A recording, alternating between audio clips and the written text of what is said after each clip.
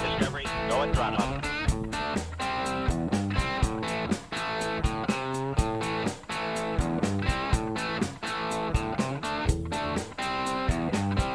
Discovery, go and throttle.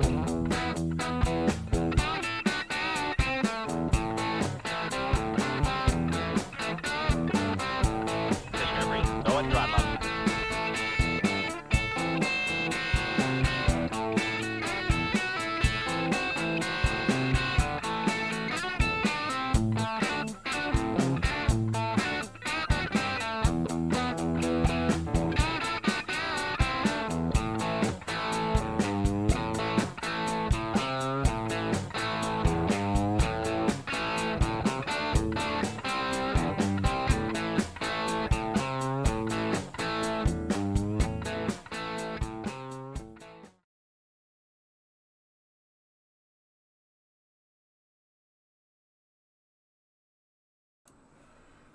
Oh. How's everybody doing? Welcome to the Falcon Heavy Viasat-3 America's coverage. Hopefully we actually get to see this thing launch today. That would actually be really nice. Falcon Heavy is sitting on the pad, ready to go as far as I can tell here. Let's see what we got. Let's take a look at this shot here. This is coming from our buddies over at NASA Space Flight here. Excuse me. Honestly, not an awesome day, but launches always help. Yeah. Yeah. You give it a 70 chance of going today. Was stage complete 2 RP1 load. Okay. It's L44 all over again. Agree, it's been a long day. Yeah. Yep. Is Elon Musk actually talking right now? Probably. Oh, there you go, Chief. Right on, right on. Discovery, go and throttle up. Galactic, 21 months here. Oh.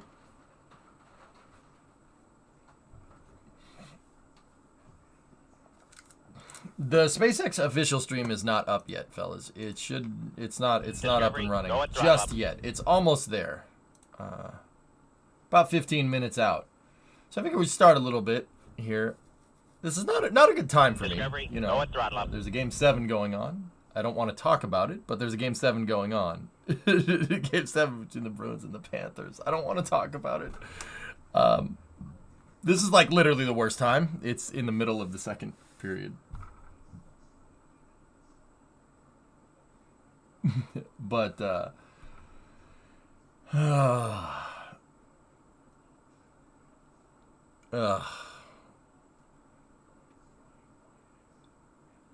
was GTA racing? It was fine.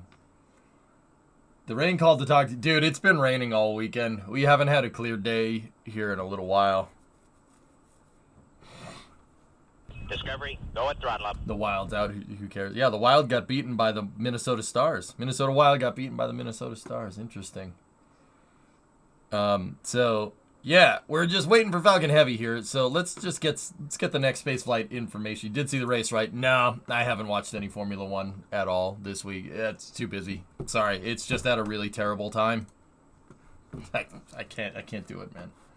Here, let me go crank on the other camera. I'll show you what I've been doing. Give me 1 second. I'll be right back.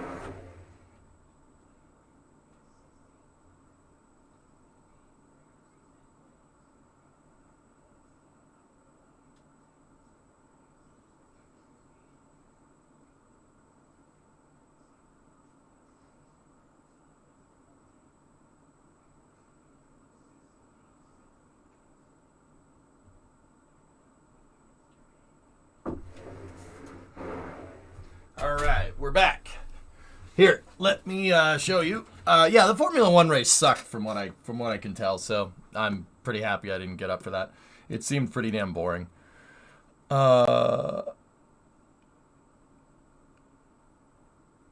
Here, I'll show you guys. Check it out. I've been busy. Very busy. Oh, yeah. You know, watch Tessa's clip. No, I'm busy. You missed the FIA letting media out onto the active race surface. Oh, that's good. Cool. That looks like a truck. Yeah. Yeah, I'm just putting the bed back together. There's like 1,000 bolts for that freaking bed. That's what I'm working on right now. Love the wood. Yeah, no, it's definitely getting there, man. It's definitely getting there.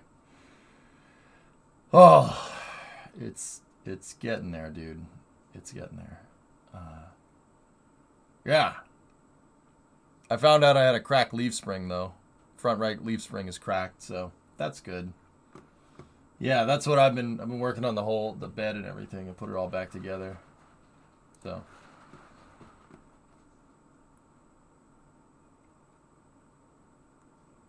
All right, so let's learn a little bit about Viasat-3. So this Falcon Heavy mission is actually an all expendable Falcon Heavy mission.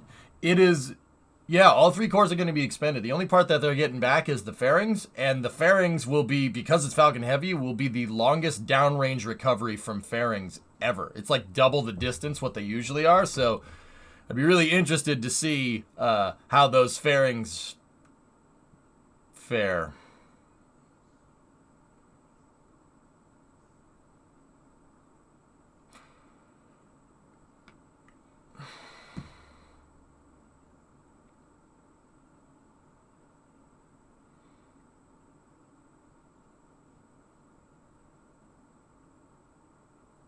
Anyway, so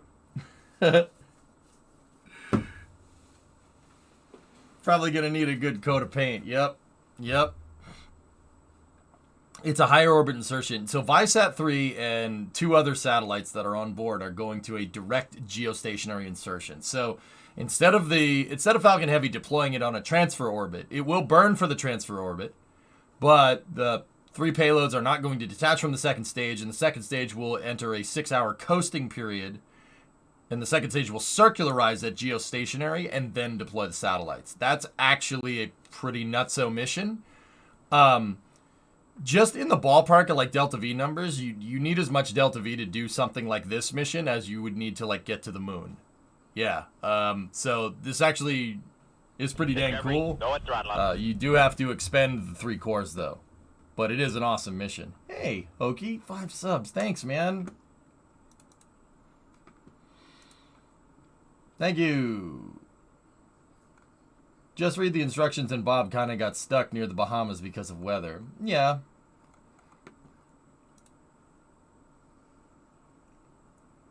Is the second stage going to chill up there forever? Graveyard orbit. After that, disposal orbit, which is just in an orbit a little bit higher than the payloads. Why are they doing it direct?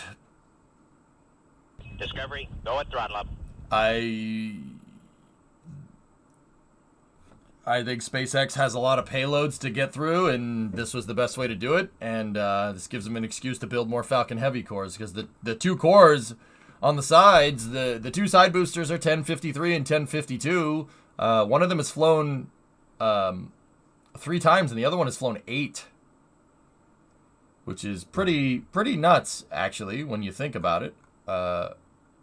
That's a lot of flying. The center core on this Falcon Heavy is booster 1068, and it is expendable.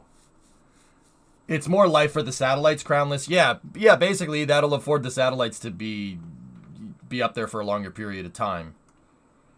Have there been that many heavies yet?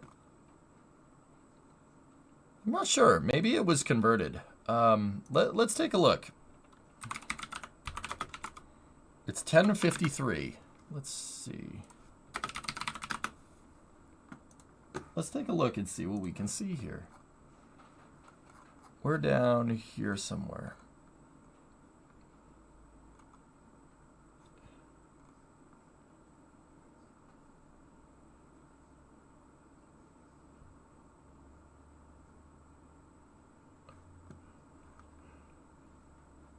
Whoa.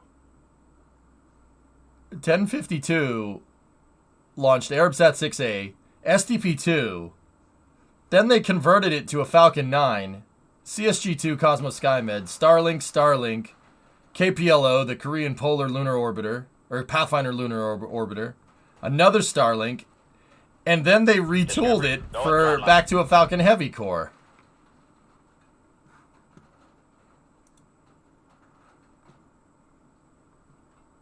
All right. 1053 has flown the Arabsat-6A and SDP-2. Dude, that's nuts. Why are we getting rid of this thing? It's a champ, dude. That's unbelievable. That's really cool. What's the center core? The center core is 1068. I just want to see where it is in serial. Yeah, there you go. It's the center core.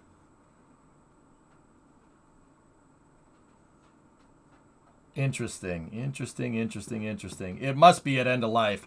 Those 50 series boosters are getting phased out from what I can tell.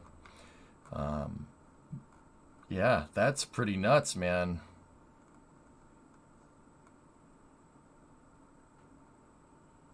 Crazy. Stage 2 RP load is complete. Hey, Leo, what's going on? Arca Blue, 41-month resub. Thank you.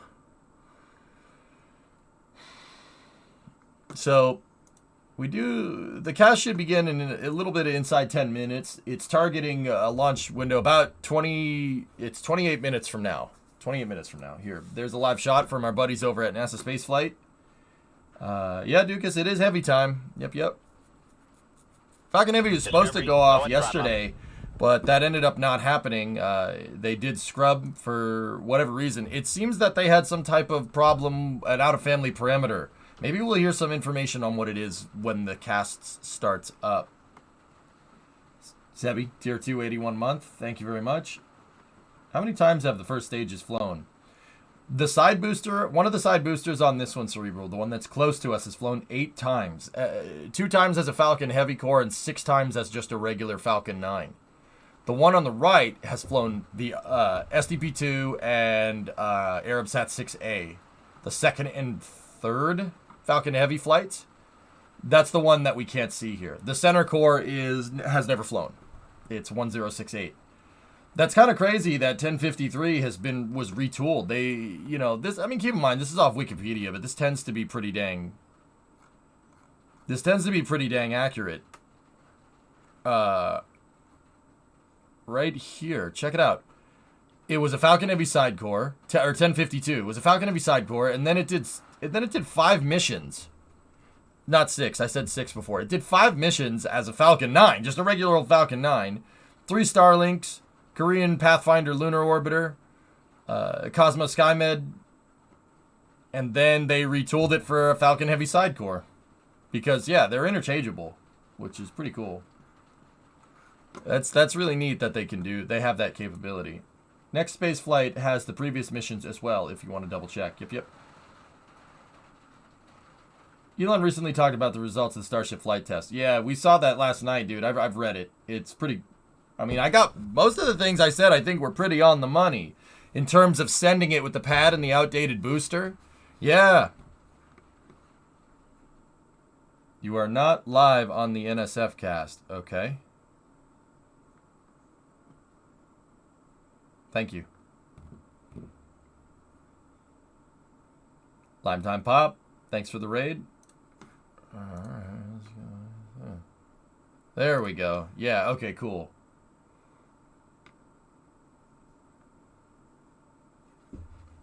Alright, that SpaceX cast should be happening here momentarily. We got about 5 minutes, give or take. Prepare to fast forward. I don't know why you want to fast forward the NSF cast, but it's okay. So you can see they are tanking the vehicle there. It's starting to condense on the sides there. And everything's looking good. Awesome. Check out this drone footage. Discovery, go at throttle up.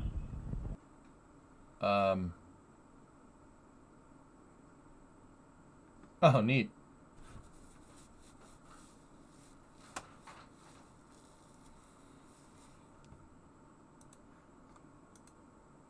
I can't believe 68 weeks for the pad turnaround. I mean, Sawyer, I did say the best case scenario would be about 2 months, dude, and that was before this. So, like, I had a theory that. Ooh. I had a theory that Bertuzzi got freaking cross-checked into the goal. Damn. I had a theory that the pad damage looks worse than it actually is, you know? SpaceX is online on their mainstream. All right, let's bring this up here.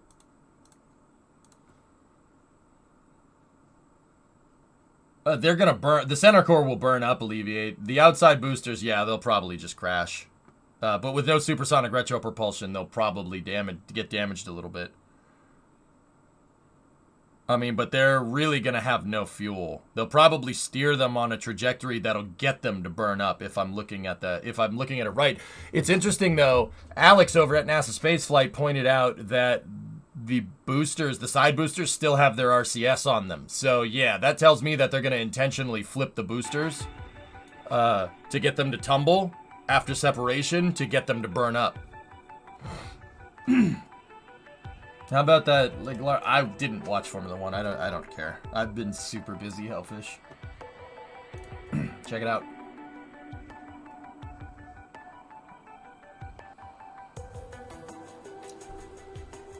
Why are people saying the OLM? Why are people saying the OLM damage is high?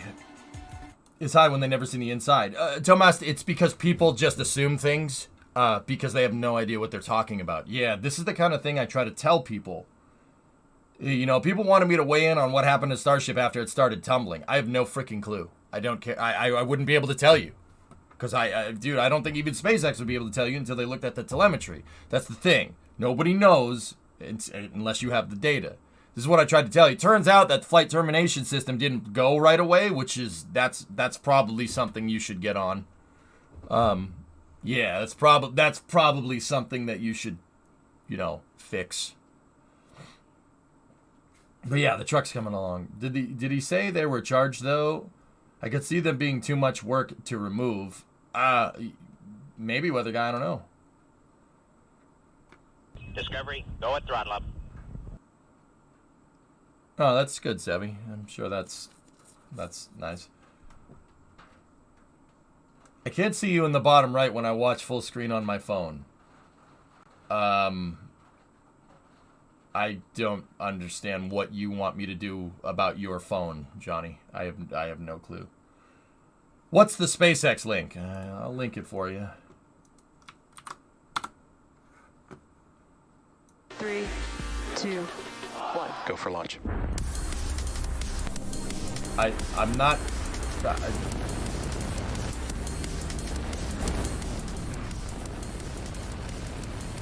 Vehicle is supersonic. Stage separation confirmed. Dragon separation confirmed.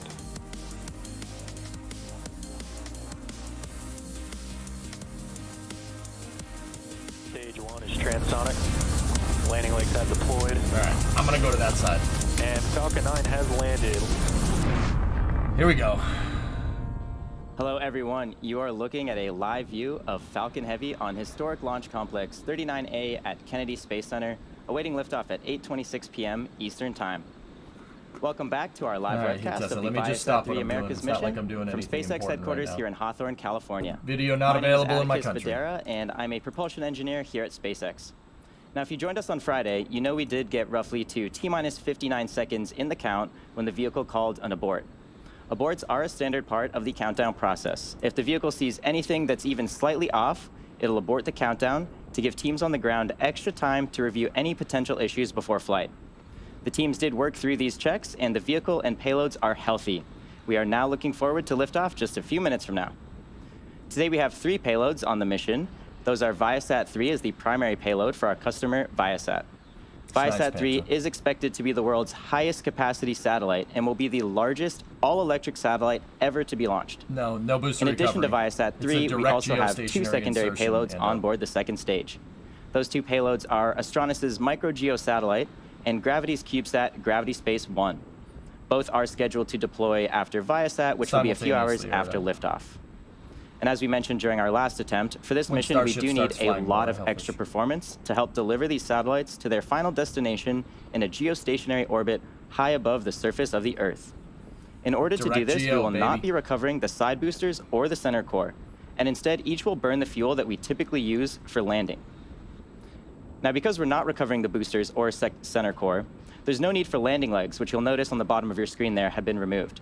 We've also removed That the just grid looks fins, wrong. and this is just to save a little bit of mass for some extra performance on the vehicle. Our Merlin vacuum engine today will light 3 times during this mission. The last burn will take place around the T plus Yes. 4 hour and 20-minute mark into flight. Deployments will wrap up about 25 minutes after the final There he is. burn, and that makes our mission duration for today just under 5 hours. Go at throttle up. At T-minus 10 minutes and 48 seconds, systems are currently a Discovery, go go for an at throttle up. on-time liftoff. The vehicle is nearly fully loaded with propellants, the range is green and ready to support. Now, if for some reason we do not launch today, we do have a backup opportunity tomorrow at the same time. Now at T-minus 10 minutes and 30 seconds and counting, let's take a Looks to closer be look pretty clear at the skies Falcon down Heavy in Florida vehicle. there. Hey everyone, I am Jesse really want me to Anderson, see a that. production engineering manager here at SpaceX. Falcon Heavy is a 2-stage vehicle just like Falcon 9, but the first stage of Falcon Heavy uses 3 boosters, whereas Falcon 9 only has 1. You can think of Falcon Heavy as essentially 3 Falcon 9 rockets strapped together, which means that it can carry much larger payloads. Each side booster has flown before, one booster having flown twice and the other 7 times before. The center core is new, but as Atticus mentioned, we won't be attempting to recover our side boosters or center core on today's mission. Falcon Heavy has 28 engines total. Each one of Falcon Heavy's boosters has 9 Merlin 1D engines, making for a total of 27 engines across all 3 boosters, and you can see that incredible view That's on your nice. screen. That's nice.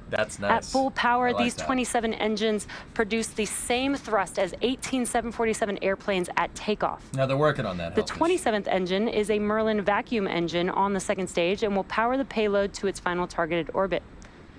Once the first and second stage separate, the second stage will propel our payload to its intended orbit. You'll notice some gray paint on the second stage today, and that's just to help absorb some of the heat from the sun to keep our fuel warm during the long flight today. And above the second stage is where our payloads are safely It's not enclosed bad, inside of the fairing, and that's what you're seeing there on your screen. The fairing protects the payload from aerothermal loads, heating, and contamination during ascent. Once we reach the vacuum of space, we no longer need this protection, so we will yep. jettison the fairing as the second stage continues on its journey to orbit. So guys, I'm gonna run the ad so nobody gets an ad during the launch, because that's really, really frigging annoying. So I'm just gonna be a little bit annoying right now, and so you don't have to be annoyed during the launch.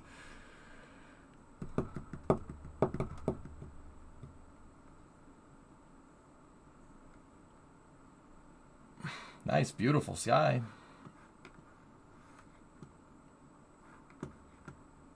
Takes one to know one. Panther. Discovery, go at throttle up. Starts with a Just in time for a promo video. I almost think the ad people, didn't pull the short straw here because they get to see an ad, not some corporate ad. Well, this is kind of cool, I guess. Good call on running the ad. Yeah. Yeah, Timothy. Yeah, dude. I hate, dude. I'll be really. I really hate ads. They're intrusive. They're annoying, and they're super distracting, and they drive me up the wall. It kills me a little inside when I have to hit the run ad button. I would rather run no ads and literally make less money. I'm not even kidding, because that's what I basically did until they put those pre-roll ads on. But it's okay, man. As long as we can all watch the launch and somebody doesn't click on the stream late for say somebody's late and oh we gotta see the launch, right? And they come to click on the stream and then we're like, it's like 3, 2, 1, go to Applebee's. I'm like, oh, that would kill me. That would kill me. It'd kill me. I can't do it, man. So we'll roll with it this way, and Discovery, go yeah, at throttle kind up. of life gives you lemons, single satellite into geostationary orbit. I think so, Ando. Yep. With this launch day, we are entering the Viasat-3 era. We have our first one going up. I have nothing against Applebee's, by the way. Enables us to bring connectivity to the markets here in North America and in South America. Well, the exciting part of Viasat-3 is the fact that it's not just one satellite. By deploying 3 Viasat-3s, we will have a near global network that can provide services to virtually the entire Earth. One of the features you'll notice is the very large solar arrays. These enable us to generate well over 25 plus kilowatts of electrical power on orbit. That allows us to generate huge amounts of capacity that is then usable on the ground. The enormous capacity of Viasat-3 isn't worth nearly as much if that capacity is stranded in areas where there's no demand. Most of the people in the world only live in a very small fraction of the Earth. Yeah, we still want to be able to connect those people. Why are spacecraft parts gold? Thermal. Gold has great thermal properties. It's a good thermal insulator. It's like a Kerbin comms array. It is. Yep. Yeah, it is. Yeah. Yeah, Hillness, I want to do that. That's why the direct-to-geo. It's a big satellite, Sebi. It's 6,400 kilos. All electric. Solar electric propulsion. Making these big leaps in technology, then that's cool.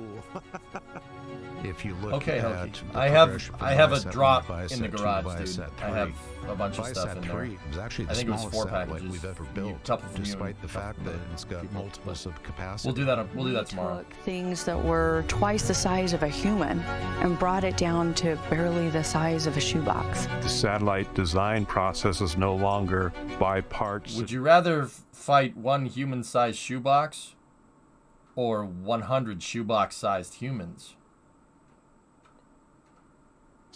We've had to reinvent all parts of the system. I want to thank everybody at Viasat for their role in what we're about to do today. How's that for a and of course, I want to thank our partners at Boeing. We wouldn't be where we are today without their support. Many of us have spent several years working on this Viasat-3 Flight 1, America's satellite. Today is the day. With the Viasat-3 constellation, billions of people can access more of the world, unlocking opportunity for everyone, everywhere, starting now. Hall effect thrusters, weather guy. Ion thrusters. Hall effect. Yeah. Next up, in preparation for retraction, the clamp arms around the second stage will open, and then that truss structure next to the vehicle, known as the strongback, will start to retract away from the Falcon Heavy. Okay. You can see those clamp arms starting to open up underneath of the fairing on the second stage there. Okay, we should get a call for ground gas closeout here very, very quickly. After this, the strongback will retract away from the vehicle, and this is to clear the way for ascent. Strongback is used to provide structural support as well as routing for fluids. Booster, lock load complete. As well as routing for fluids and power to the vehicle. Fully expendable, but a direct-to-geostationary insertion, which is almost as much delta V as getting to the moon, guys. It's pretty nuts. PY booster, lock load complete. Okay. We just heard LOX loading finished up on the PY booster. Fast forwarding. Next up at around T-minus 2 minutes, LOX loading will complete on the second stage. Okay, we're caught up. Strongback is moving back into the 89-degree After position. LOX loading finishes loading onto the second stage, the entire vehicle will be completely full with 2.8 million pounds of propellant. Center core, LOX load is complete. Center core is complete. We should be waiting Just on hearing second stage. the various LOX boosters topping. finish up their LOX loading.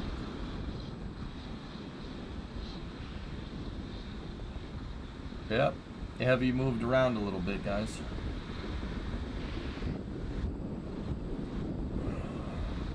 That's normal. It happens. You know, the strongback is holding the thing straight up. There's Looks like quite a nice day down there in Cape Canaveral. A little bit of potential. Weather is much more cooperative for this attempt today. It's just expended and rocking back and forth. We're excited for Viasat. Nice, T-Bagger. Yeah, it should be a good launch. There's an hour launch window, yeah. Burbs. Now again, in just about 15 seconds, we will be completing LOX loading on the second stage, which will wrap up the propellant loading phase of our countdown.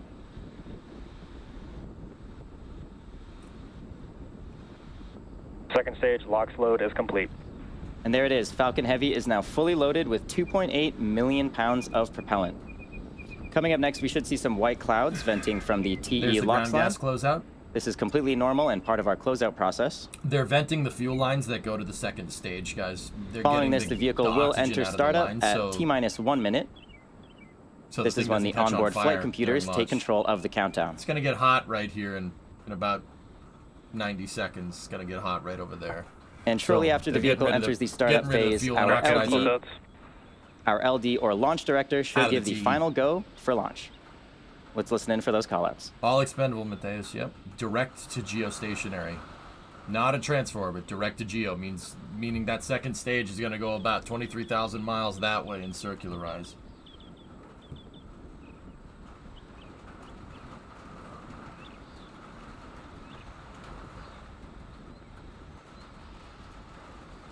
It's like 25 Falcon Heavy is in startup. There we go. Like Falcon Heavy has just entered the startup phase. Hey, Rocket Guy, where have you been? Well, I know you probably can't answer. Hey, how you doing? It's raining, Sebby. It's been raining literally since that stream. And with confirmation of go for launch from our launch director, Falcon Heavy is ready to go to space at T-minus 37 seconds with the Viasat-3 mission. Auto sequencer, greenlit the launch. Here we go. T-minus 30 seconds.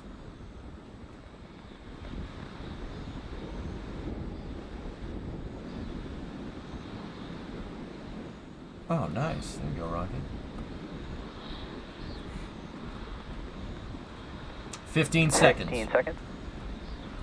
Sound suppressor should turn on here. T-minus 10, 9, Sound suppression. 8, water system 7, is on.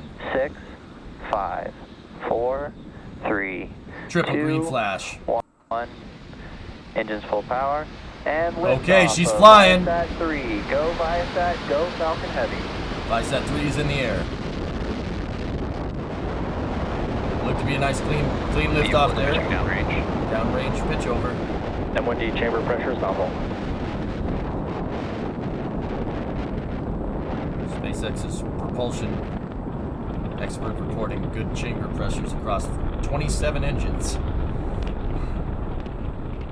We are 30 seconds into flight under the power of 5 million pounds of thrust. Falcon Heavy is headed to space. And we are throttling down our engines on those side boosters, and that's in preparation for max Q. Power into telemetry nominal. Oh, that's max pretty nice. Q is the moment of peak mechanical stress. Falcon Heavy is supersonic. I'm sorry, plus I said. Peak mechanical stress on the vehicle. Took my breath away. So we do slow down the vehicle to get through this period of high stress.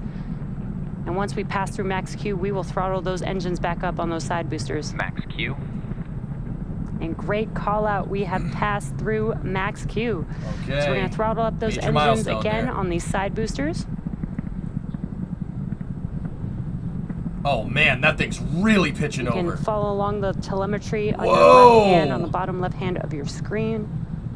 She's really pitching over. Altitude of the vehicle. A geostationary transfer insertion usually favors a very shallow re-entry trajectory. So instead of pitching up now, like some Starlink missions do, it's actually pitching down. We will reduce the thrust on the two side boosters again. Way more than it should. It's kind of sliding up into space on the vehicle structure, and that's because the vehicle is now lighter as we're burning through the fuel on the vehicle, but the thrust will remain constant. Gotta go fast. That's literally the reason. Use that thrust to weight ratio when you can. Wow, that looks amazing on the drifted, screen. Scott. Sometimes rockets do that. Yeah, that's normal. Right there. But to see that thing do it with 27 engines is pretty dang impressive. Falcon Heavy is following a nominal trajectory. Okay, GNC reports nominal trajectory. I just said that, Jesse. Now again, we're gonna throttle down the side boosters, and then the next event coming up in about a minute or just under a minute will be BECO. That's booster engine cutoff. That's where we will shut down the engines on the side boosters, and then we will separate the side boosters from the center core.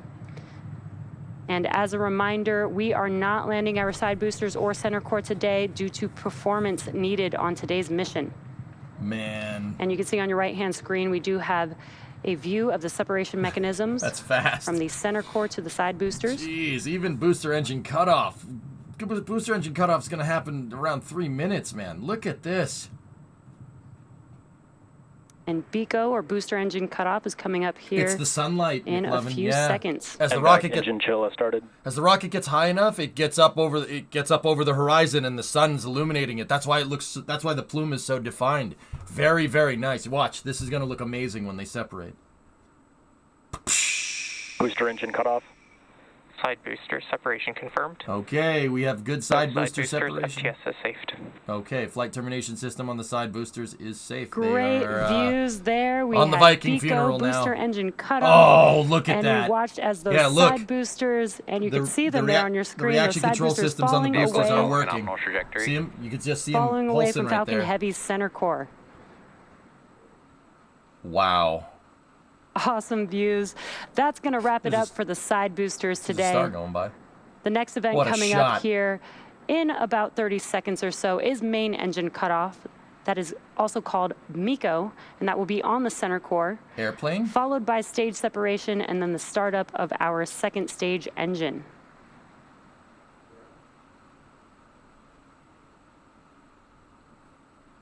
Oh, another really nice. Oh, that's a really high exposure shot, so they can image the plume. Very nice. That thing burned a long time, dude. Guys, main engine cutoff. 4 minutes 15 seconds for a burn is very long for a rocket engine. There's not many engines that can do that. Okay. So long, 1068. Ignition. You've been good. Acquisition signal, Bermuda. Well, they got good upper stage ignition, guys. That's unbelievable. As they had the engines center on the core engine cut off at 17 kilometers and now you can see on your screen that the kilometers engine an hour. has ignited. That's like 3/4 of the way to space. Now we are coming up on fairing separation.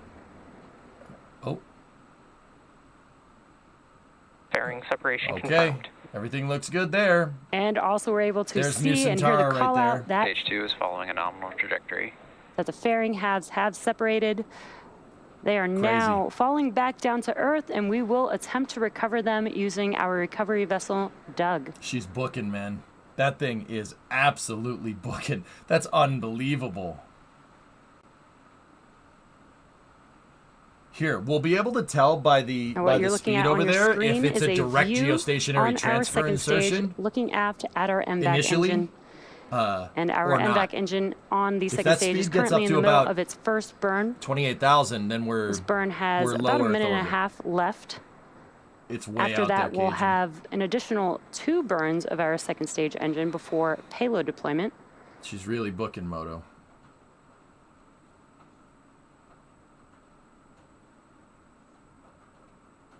So if the speed gets up to around 28,000 kilometers an hour, on your left-hand that means they're in screen, low you can Earth see a orbit. If map it goes past 30, that of the means that mission it's a direct trajectory. geostationary transfer insertion, On your which right-hand is screen is a live really, view really impressive. of That's the not MVAC easy engine. to do. As a reminder, our main payload for today's... Stage 2 continues to follow a nominal trajectory. Everything's looking good. Good call-outs. Our main payload for today's mission is Viasat-3, and we do have 2 secondary payloads on board as well from Gravity and Astronis. That is the Gravity Space 1 and Astronis's micro-geo satellite. Yeah, Shadow Man, that thing really booked. That thing pitched over really, really hard after max Q. You're just now joining us. We're currently in the speed, middle of man. They don't need the first altitude. of 3 You'll get the burns altitude for this from going MVAC fast. engine today. You The could next say event that coming it's up is in going just the under a minute distance. and 15 seconds. We will have SECO 1, You or said what we it call out loud, second didn't you? engine cutoff 1. Yep. Yeah, I know. And that will end the first All alone of in those a 3 time burns. of need. Today's mission marks SpaceX's 28th launch this year, 227th overall mission to date, and our 5th operational Falcon Heavy mission. Yeah, I forged that one off the page before I could read it. Discovery, Yes. go at throttle up. Thanks, 95. Great comment. Jetrid, what's up, man? 25-month resub. Stage 2, FTS has safed. Now on your right-hand screen, you can see the MVAC engine. Stage 2 has entered terminal guidance. Okay. And Stage we're getting 2 good, is on closed good loop, call-outs there. so it knows where it is, so it On the knows where it bottom isn't. right-hand of your screen, you can see the speed of the second stage as well as the altitude. And we are about 20 seconds or so from SECO 1. That's where we will shut down this MVAC engine and allow the vehicle to coast with the payloads on board. Man. Expected loss of signal, Cape.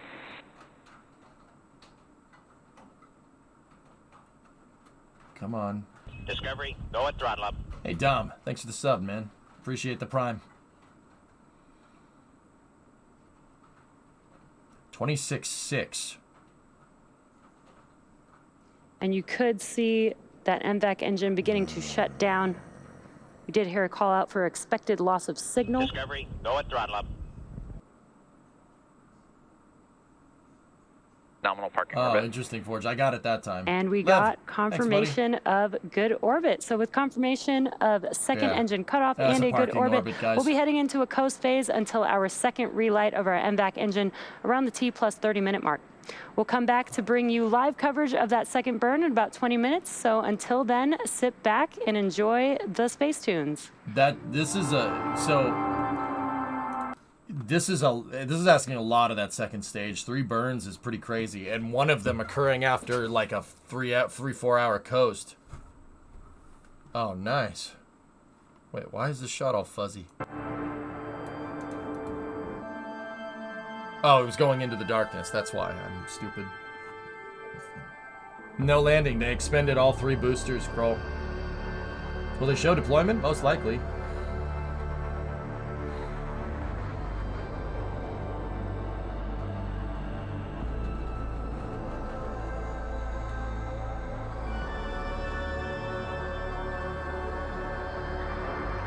Discovery, go at throttle Cool, up. Sammy.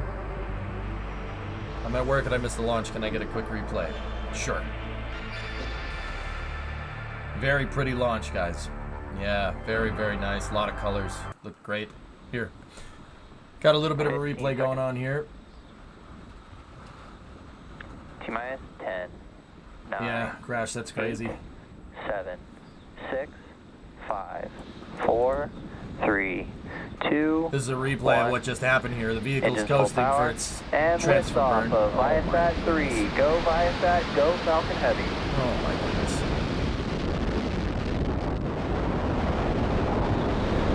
Vehicle is pitching downrange. M1D chamber pressure is nominal. Very nice. Very nice. Discovery, go at throttle up. Electron, 81 months. Thanks, man. Dude, watch this after max Q. The vehicle initiates a pretty hardcore pitch over. We are 30 seconds into flight under the power of 5. And it ends up burning slight radial in on ascent.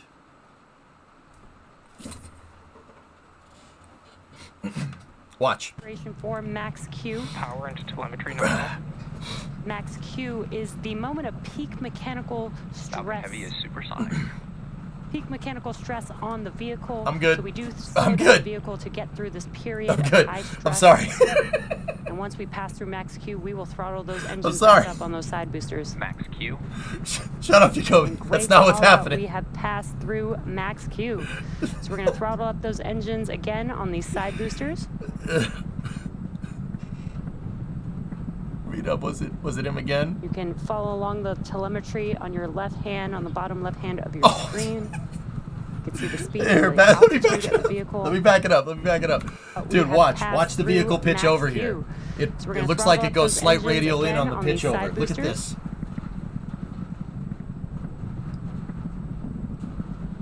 You can the drift, man. Look at the drift. That's sweet. You can see the speed and the altitude of the vehicle. Discovery, go at throttle up. And some incredible views of Falcon Heavy in flight. What was the TWR at liftoff? It was probably like 1.2, 1.3, 95. We will reduce the thrust on the 2 side boosters again, if I was looking and at that it will right, be to decrease the forces on the vehicle structure, and that's because the vehicle is now lighter as we're burning through the fuel on the vehicle. Yeah, watching space. Falcon Heavies are always a big deal. We don't get to see them that much. This is only the second Falcon Heavy flight of the... Wow, that looks amazing on the screen. All 3 boosts. Those words just came out of my mouth. This is like the 7th or 8th Falcon Heavy launch or something like that. So I mean, it was Falcon Heavy test flight, Arabsat-6A, STP-2. There was one more, and then this one. So this is only the 5th flight. Yeah. This is only the 5th. Yeah. You don't get to see these all very often. Minute will be BECO, that's booster engine cutoff.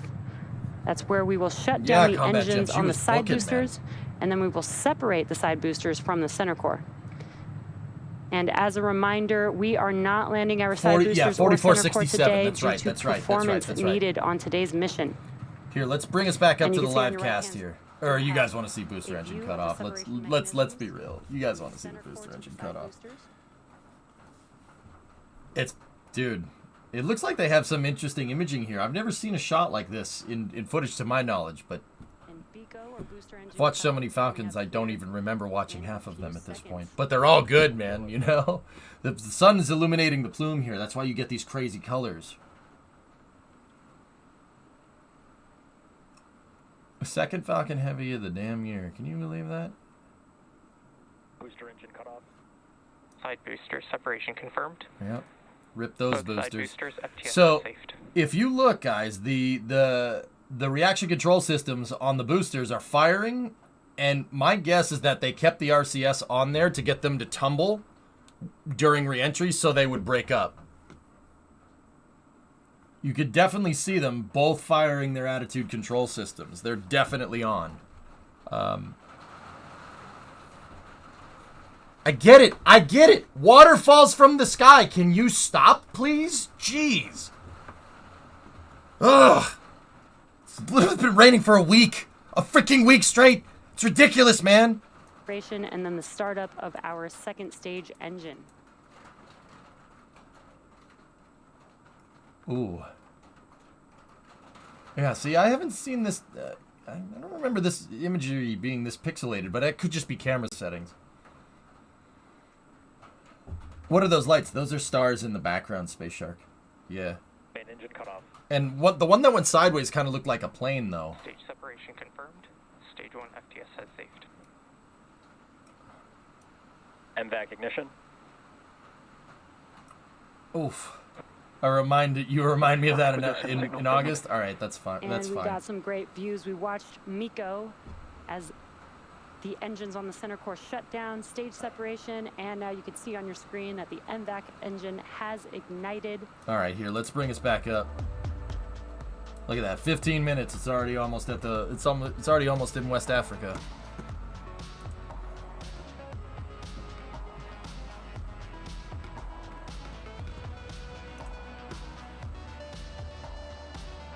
Nice shot from John there.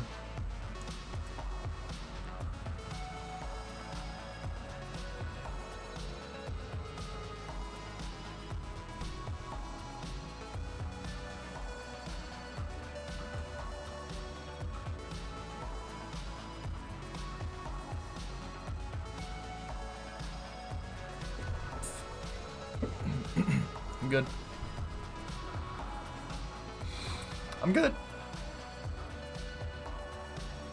Next flight from 39A will be the AX-2 on a new core, which is booster 1080, reusing Dragon Freedom. Cool, cool, cool.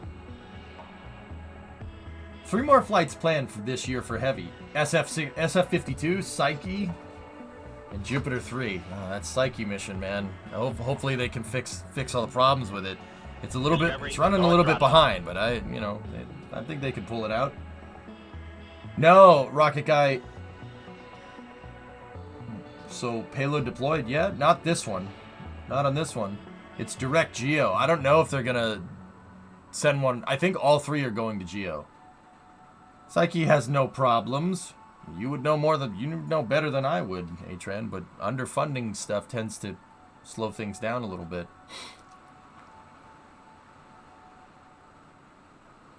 What's James Webb up to?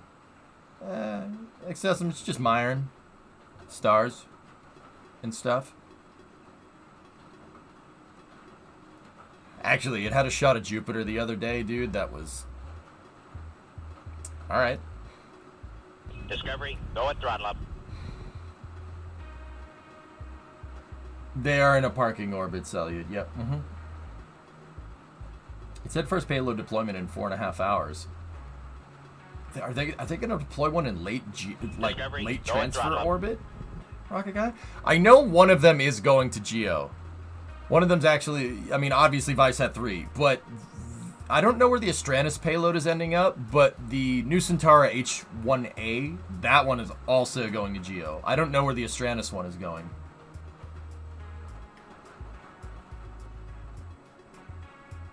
All three are Geo. Yep. I mean, I would guess, yeah. So they made a reusable rocket and don't reuse it. Chaotic, that's the tyranny of the Delta V equation. Tyranny of the rocket equation, man. It's physics. Believe it or not, you know, if you're wondering, Starship, the reason why Starship is an absolute unit is basically to be big enough and powerful enough to put anything pretty much anywhere. That's it. Falcon 9 was always... Falcon 9, the interesting thing you got to understand about Falcon 9 is that it was retrofitted for reuse after. It started as an expendable launch vehicle, just like everything else.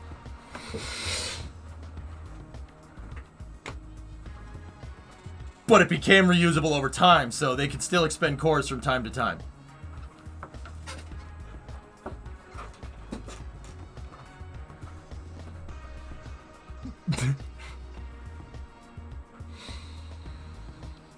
And yeah, that's actually a good point, MJA. Yeah, two of the cores Chaotic were already used. One of them had flown 7 times prior. 5 times as a Falcon 9 and 2 times as a Falcon Heavy center core. They actually reused it as a Falcon 9 and then reused it as a Falcon Heavy first, Falcon 9, and then now they used it as a Falcon Heavy core again, which is crazy. More shots. I don't want to talk about it. I don't want to talk about it. I'm waiting for the other shoe to fall. I'm waiting for it. I'm waiting for it. It's gonna be... I can't take this. Pasternak, that's good.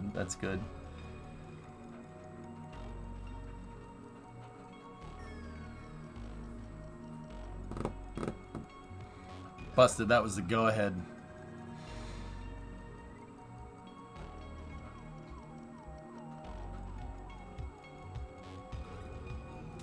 Discovery, go and throttle up.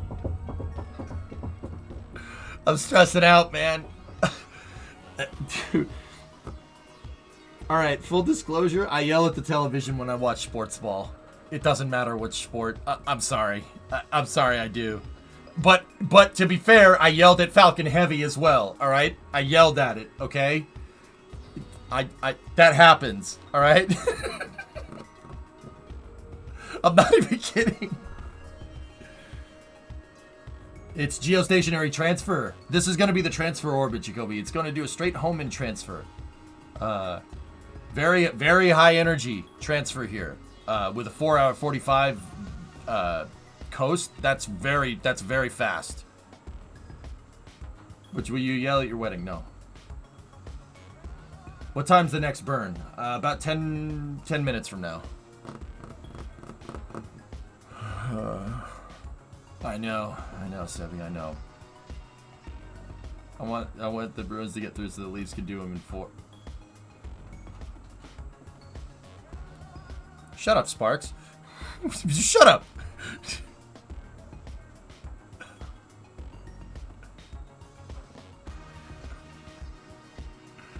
Why does the telemetry suck? Why does the telemetry... Why is the telemetry stuck? It's because they don't have signal with the vehicle right now. It's flying in closed loop guidance. We will get a reacquisition when we get a reacquisition of signal through a ground station. Usually it should be Gabon here in a second. The telemetry will update. It also sucks. Elb, you did it right. I said it wrong, man. You should hear them call acquisition of signal here. It also sucks! This telemetry sucks! We'll do it live! Frickin'.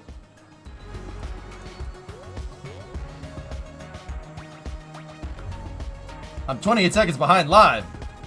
Prepare to fast forward. Fast forwarding, sir. What are you doing? You're always preparing. Why? Just go! Just go.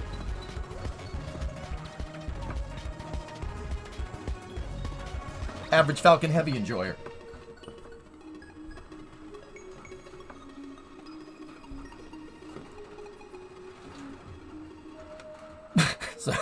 Sorry, I don't know. It seemed right. It seemed like the right thing to do.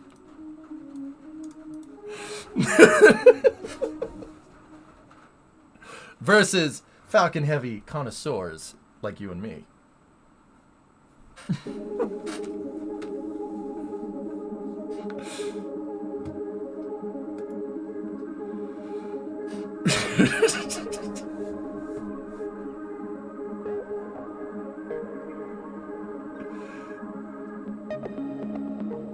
Thanks, Bellum.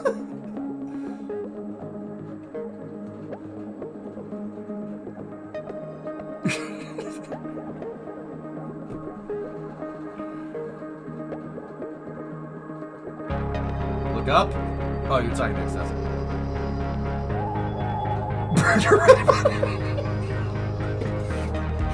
Dude, what I said was bad, but that's terrible. T-Man, I'm not. Nope. We're not talking about it. I'm not talking about it. I am stressed out enough from a stupid sport, and I don't like it. This is fully disposable, Tyler. Oh, there's the acquisition of signal. See how the trajectory updated?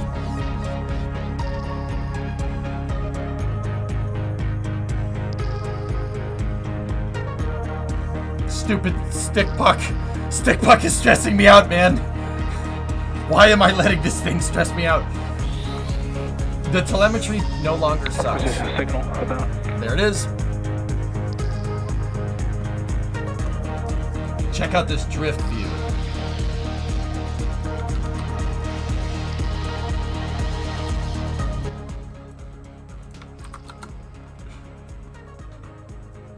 Alright, this is from Spaceflight Now. Oh!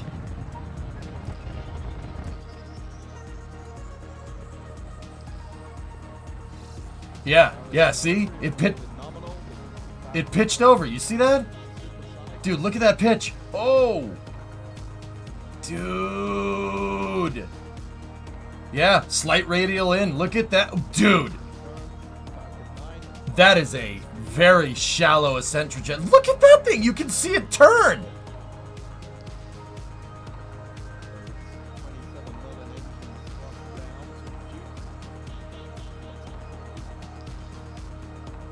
Look at that freaking pitch over. It literally took a right.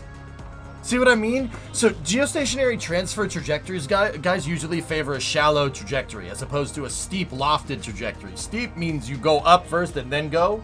So like you see on Starlink, some Starlink launches, the Falcon's actually pointed this way despite it going that way.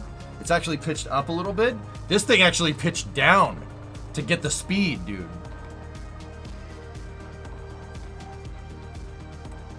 Hassan's brother Murat is a rocket scientist that worked on Viasat-3. Which Hassan? Are we talking about the Twitch streamer? That's cool, man. Right on, dude. Oh, yes, I mean, you said that before, and I'm like, which Hassan is he talking about? Dude, that isn't a gravity turn. That's just punching gravity in the face. Small world. Oh, yeah? That's cool, man. I got good news and great news. Which one do you want first? Yes.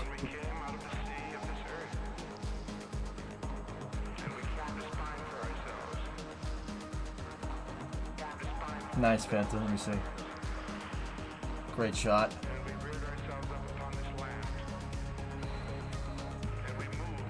Vulcan, you got one. Did you see the... Yeah, there you go. Vulcan, did you see that thing pitch down after max Q? It went whoop. It burned radial in on the way up.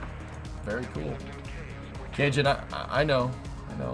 I don't want to talk, dude. I'm not talking about hockey. All right, I'm not talking about hockey. I don't. It's Falcon Heavy time. All right, we're getting up to second stage engine start 2 or SES2 for short, and then after that we should have SECO 2. This is a geostationary transfer burn for the stage, but they're not going to deploy the satellite right after GTEO.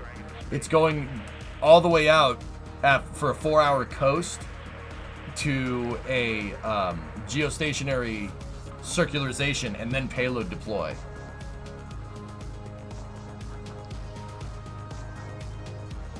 What's up, Tubbs? How you doing?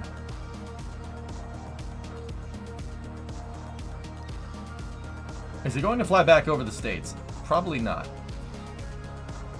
How long is reused side cores burn and center core burn when reused? The side boosters burn pretty much on a regular Falcon 9 trajectory, and they have booster engine cutoff right around the same time. Center core goes well into 5 minutes. That's a long way. It's about 2/3 of the way to orbit, that center core, which is pretty nuts. Right now, they're venting down, they're chilling down the motor. See the vent line up at the top right? They're filling the motor with liquid oxygen and RP1, basically priming it. They're priming it and making sure it's at the right operating temperature. Yeah, it might be, Shaw. It really kind of depends. I think I saw, I didn't see it, so, I mean, Jim, if you say it's the moon, it's probably the moon.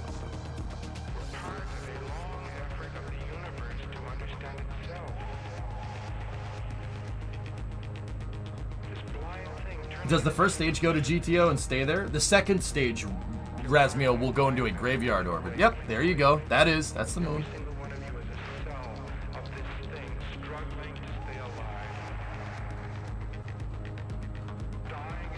I was pulling for the Islanders too, Brian. I'm not even kidding.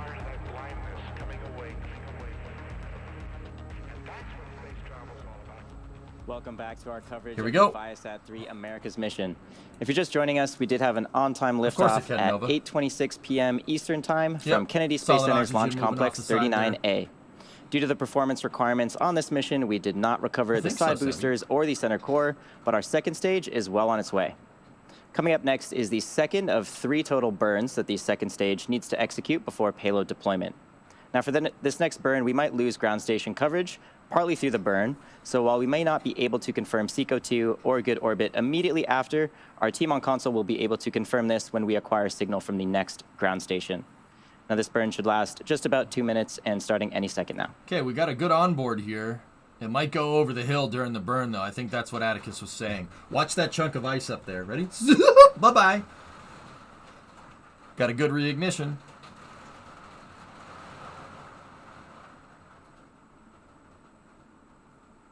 Yeah, that was... As you can see on your screen, we did just start up the second engine for the second burn. What's this? The purpose of this burn is to take us from a parking orbit in low Earth orbit and extend our apogee, or peak of the orbit, to an altitude of about 30,000 kilometers. Oh yeah, Goalie, it's long gone. It wouldn't even have made it to the ground, dude. It burned up. Why do they rely on ground stations instead of TDRS? It's not a NASA mission. TDRS is NASA's, Jacoby. Space rain. Well, it's raining here where I am, but I did see something coming off the stage there that usually doesn't happen. How do they deal with the ullage for relight? RCS on board. The next burn after this, the third burn, will take the lower side of that orbit and also extend it out to about 30,000 kilometers. And that will put us in a geostationary orbit.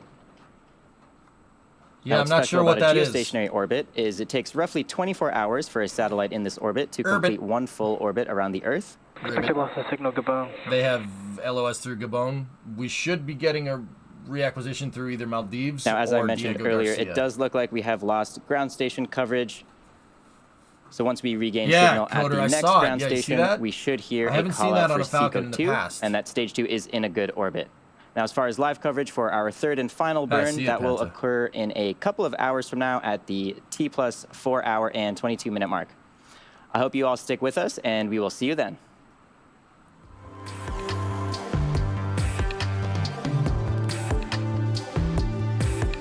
It's either the Maldives Dino or Diego Garcia.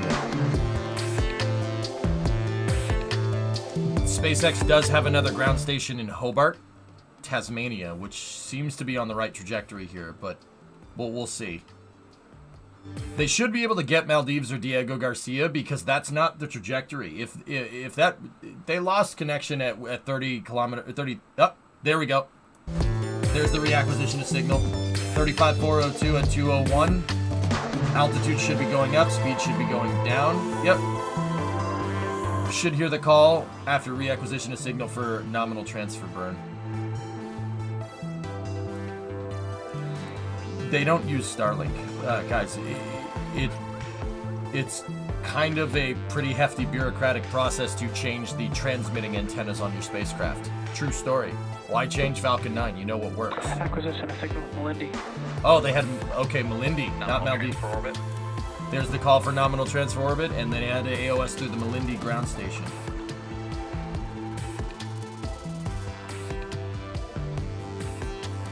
Yeah, you don't just change the antenna, dude. The antennas on rockets, dudes, are as integral to the design as, like, the engines, dude. You don't just... And you wouldn't just change the rocket engine, right? You wouldn't just go put Raptors on Falcon 9. That's not a good idea. You're changing too many things. And the antenna's the same way. With spaceflight, the name of the game, if you want to get those costs down, you really want to reuse Falcon 9s like they do. The name of the game is going with what you know. Use what works. Don't change it if you don't have to. And that kind of... that's kind of a double-edged sword, but, you know... For what it's worth, Starship has Starlink antennas on it, for what it's worth. So, in the future, that'll probably change.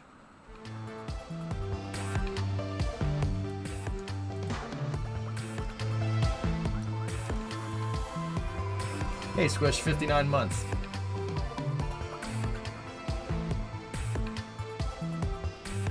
Yeah, they're great engines. SpaceX could be sharing ground stations with other people, Tyler. Ground stations are just a small satellite dish and basically a trailer for power. Or they could be up to a big, you know, like a 10-meter tracking antenna, and it could be either one.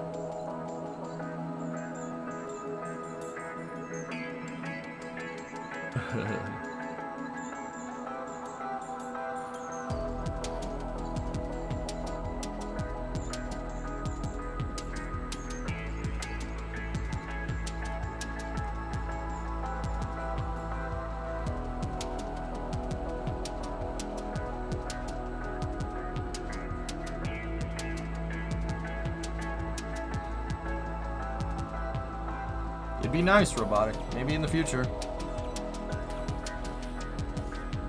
Can you identify where these are?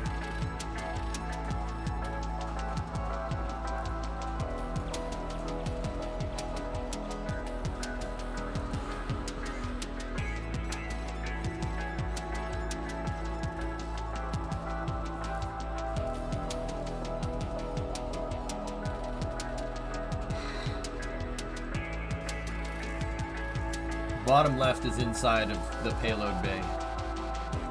Salute. I'm not sure about the other ones.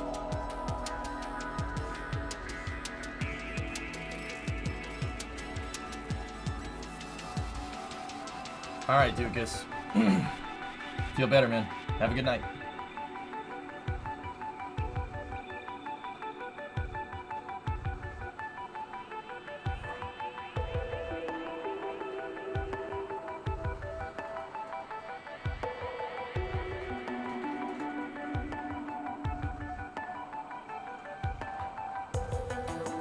Where did that stuff come from, Thomas?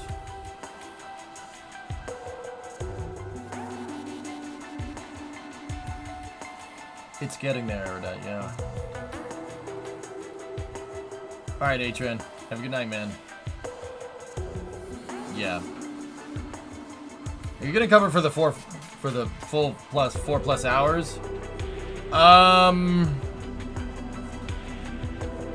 kinda don't want to.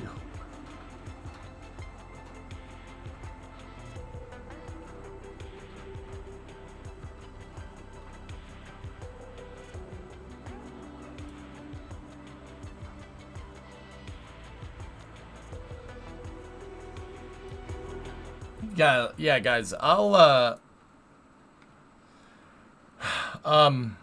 the reason why I don't is because I have to get up in the morning. I have a doctor's appointment early in the morning. I have to drive into the city. So, yeah, I think I'm going to pack in the coverage here. The next burn is in about 4 hours, guys. So, no, it's all right, Smoke. It's all right. Yeah, so I'm going to be doing a pulse check and a blood pressure check for the next 8 minutes here. And, yeah, I'm gonna stop the stream and then I'm going to go to sleep. So, thank you very much for watching, guys. I hope you enjoyed Viasat-3 launch. Thank you for watching it with me. I do appreciate it. The next stream is tomorrow at noontime. Maybe we'll load up cities or something. And we do have that KSP2 challenge. I would like to remind everybody, guys, Wednesday, Thursday, Friday, Saturday, Sunday, I'm gone. I'll be back Monday, I'm at bachelor party. Destination bachelor party. Should be a good time. So, I am streaming Monday, Tuesday. But yeah, Wednesday, Thursday, Friday, off. Saturday and Sunday, off. So, yeah, I will see you guys tomorrow at noontime. Thank you very much for watching. And have a good rest of your weekend. If you're, it's not long. There's still a little bit of weekend left. Rip your liver. Something like that. Anyway, guys, thank you very much for watching. Have a good night. I'll talk to you guys all tomorrow morning. See ya. And thank you.